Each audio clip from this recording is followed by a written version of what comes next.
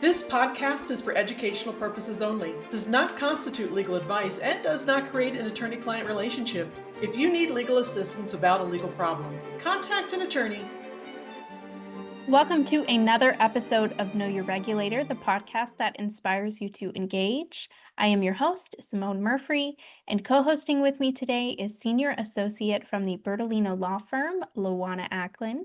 Hey, Luana. Hello there. How are you? I am doing good.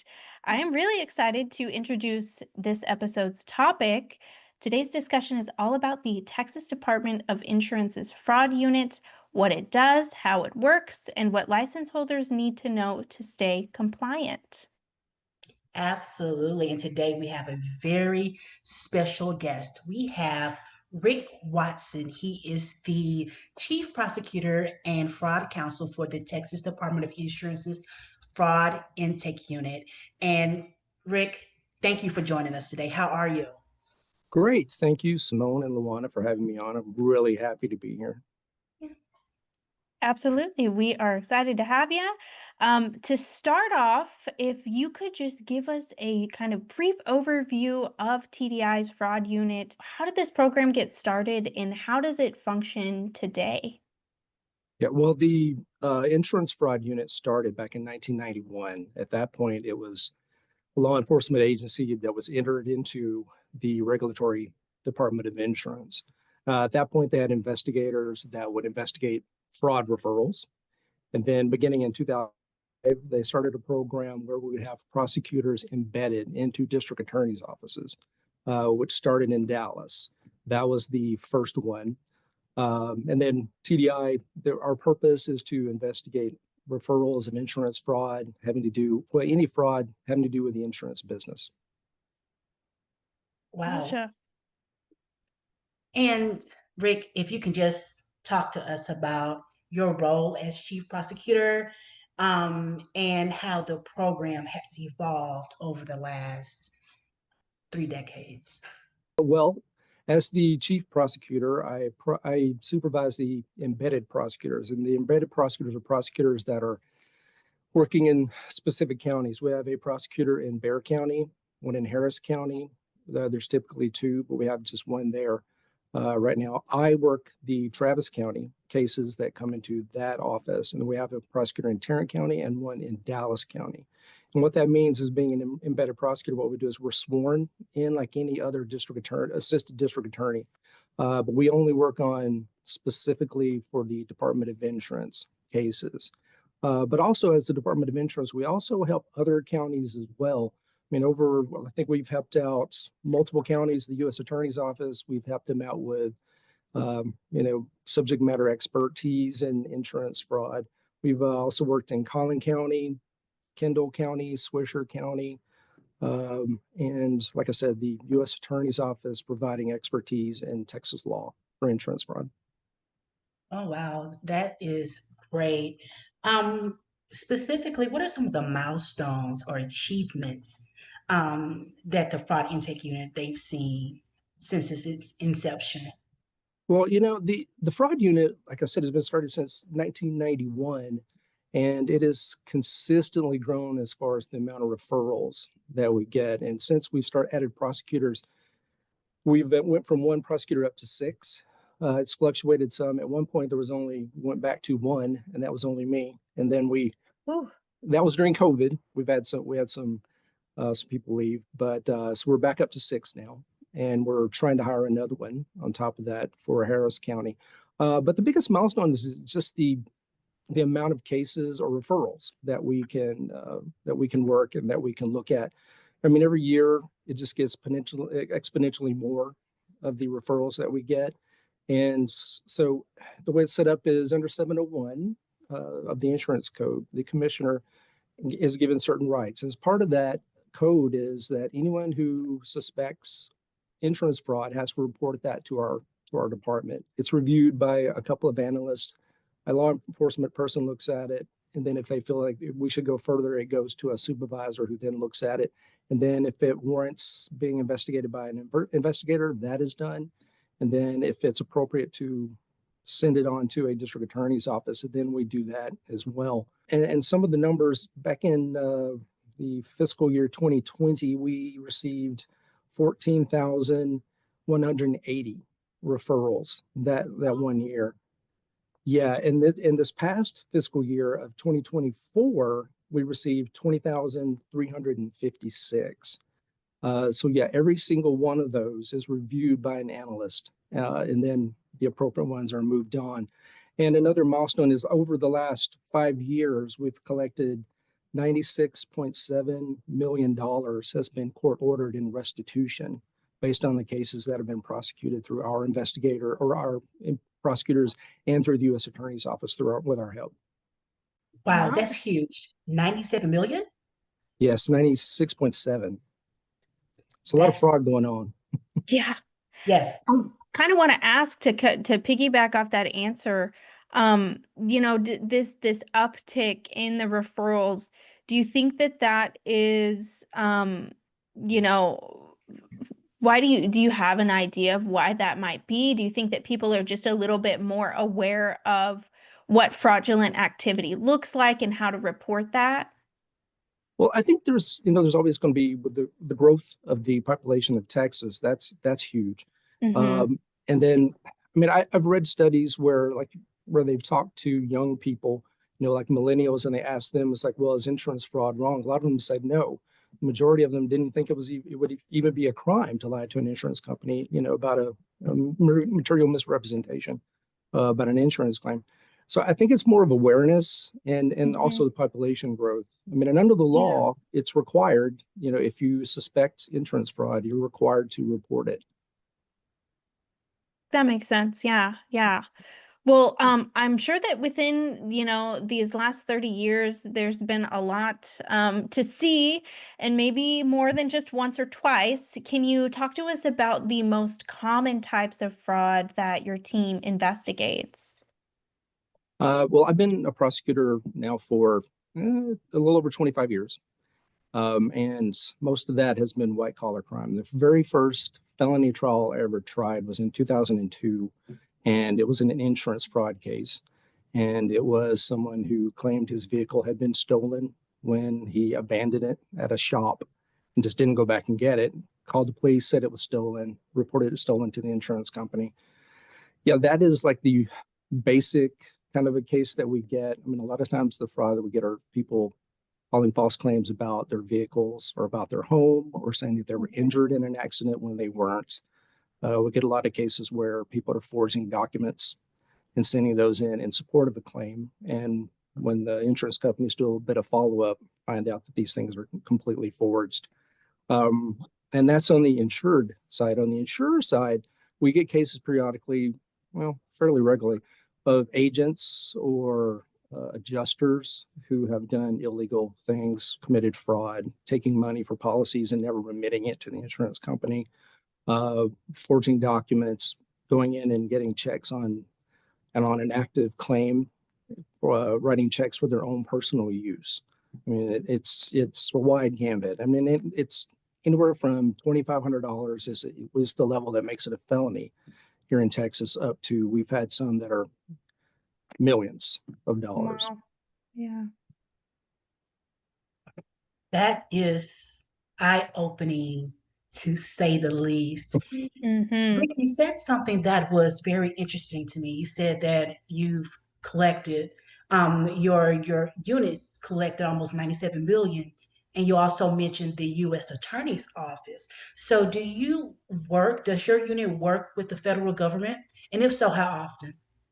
Well, the amount of money that I was talking about is court-ordered restitution, and some of that is paid up front. If there's a way to get the money up front, we generally do that. But a lot of times they go on probation and then it gets ordered. We've had prosecutors from our units work with U.S. Attorney's Office on specific cases. We've had a lot of our investigators work with the federal agencies and with the U.S. Attorney's Office on specific cases. I mean, we have 20 investigators, so we're kind of limited as to resources that we have to be able to investigate these cases. So sometimes when we get one that is really big, then we'll ask the U.S. Attorney's Office or some federal agency to work with us or to take over the investigation with our expertise. Mm-hmm. Excellent. So you also mentioned that anyone, and just correct me if I misunderstood you, they're required to report insurance fraud. So with that, how do these cases come to your attention? Where do the majority of the cases come from that you end up, the analysts, they analyze the case and then it matriculates through the court system? Well, the way that it gets to the Department of Insurance is sometimes the enforcement attorneys will let us know that something's going on. But the overwhelming majority of cases that we get, we have a reporting system on our website, which is tdi.texas.gov. And there's just a button you click, and then it takes you right to where you can file a fraud report. Then we also have a 1-800 number, which is 1-800-252-3439. So yes, anyone can make a fraud report there, and we get a lot of them from consumers, and we also get a lot of them from the insurance industry as well. Wow. Good to know. Yeah. This is my favorite fact about this whole episode and this whole topic. But I want our viewers to know, and I kind of want to talk about this. I think it's really good information to know. So although the fraud unit works very closely with the Texas Department of Insurance, it's a separate law enforcement agency. Can you talk to us a little bit about how the cases that y'all prosecute are different from the cases that TDI prosecutes? Well, the cases that we get are all criminal referrals. So ours would be, we investigate the violations of criminal laws. So it would be the insurance fraud in the penal code, or it would be some other section of the penal code. And then sometimes there's other codes that, we will have offenses that we prosecute out of it. But on the enforcement side, it's purely civil enforcement. So they do the regulation of insurance agents, of adjusters, anyone who's licensed for insurance, they do that. We only do the criminal portion of any interaction with agents or with the industry. Gotcha. And I want to make sure our viewers know that is not just limited to insurance professionals. We're talking about professionals across the board who deal with insurance, any type of insurance fraud would go to you guys. Yes, and that's the authority that we use for that is under the insurance code of 701. And since it is required for people to report incidents of or suspected insurance fraud, there's also a section in there for immunity. So anyone who does that, they're immune from civil prosecution for slander or libel if they are just merely reporting it to the Department of Insurance or to a police agency. So there is some protections for people who come forward and point out that there is suspected insurance fraud. That's great. It's great to know. Oh, absolutely. And Rick, I have a question. So I'm a Texas Department Insurance law type nerd. So this is like super awesome for me. So I've always understood that Texas's insurance laws are the most stringent in the country. What do you say in comparison maybe to other jurisdictions if you're working with the federal government? How do our laws stack up with other laws in the country as far as protecting the public from bad actors in insurance? Well, I can't speak to the enforcement side. My understanding is that from the enforcement side, Texas is very stringent compared to other states. But as far as criminal prosecutions, they're pretty much all the same. I was a prosecutor in California for 3 years. I was in the San Diego District Attorney's Office, insurance fraud. Seems like everywhere I've ever been, insurance fraud just keeps pulling me in. Even though I wasn't working for the Department of Insurance, it just seemed to, it chose me. I didn't choose it, and I just happened to be there to take on these cases. But I do speak at different conferences, and I've talked to a lot of Departments of Insurance from Florida, Louisiana, a lot of other places, and they're very similar. None of them have, as far as I'm aware, none of them have the embedded prosecutors like we do. As far as I know, we're the only state that has the Department of Insurance pay for for Department of Insurance embedded prosecutors to specifically work on their cases. We're also there to help out with other cases as well, but primarily our duties are to make sure that the Department of Insurance cases are giving the work that they need and that they are handled correctly. Okay. Wow. So yet another question. What can licensing professionals do to avoid engaging in what our laws state are fraudulent activities? Well, as far as the criminal laws, just don't do anything that violates the criminal law, and because you don't want to be in my section of the building. I mean, as far as the enforcement side, like I said, I don't really do that much. I mean, but I would suggest that, you're always honest with consumers and with the Department of Insurance, and you keep up with your continuing education and make sure that you do everything that you're obligated to do with your license. As long as you don't violate the law and do something that is fraudulent, then, it would only be an enforcement issue if something were to come up. Yeah. Awesome. Yeah, definitely. Being honest is so important, especially as a license holder. You're held to a higher standard. You've got to be responsible and be honest and forthcoming. We've talked about it in previous episodes that it's so much better to just tell the truth, because later on down the line, you're really trying to cover up that lie. Absolutely. And it just gets ugly. Yeah, absolutely. That does happen in our cases a lot, where agents have done something fraudulently. They'll accept money, and for whatever reason, they don't bind a policy. And then Mhm. if the person ends up filing a claim, then they find out that they don't have a policy, and then they're without Oh, coverage. So yeah. they're stuck handling it themselves. And that is something that we see quite often. I would say that's probably something that we see here a lot too, is, the I didn't think that was going to happen, or you're trying to make sure that doesn't happen. And between that time where you're, trying to figure out what your next move is, that happens. And now the whole plan you've had has fallen apart. And had you just been honest in the beginning, or maybe just not done the criminal activity in the first place, you wouldn't have, Yes. ended up there. So Yeah. Yeah. for And there is sure. a big distinction between the two. I mean, for me to be involved in it, for it to be a criminal act, it has to be knowingly and intentionally.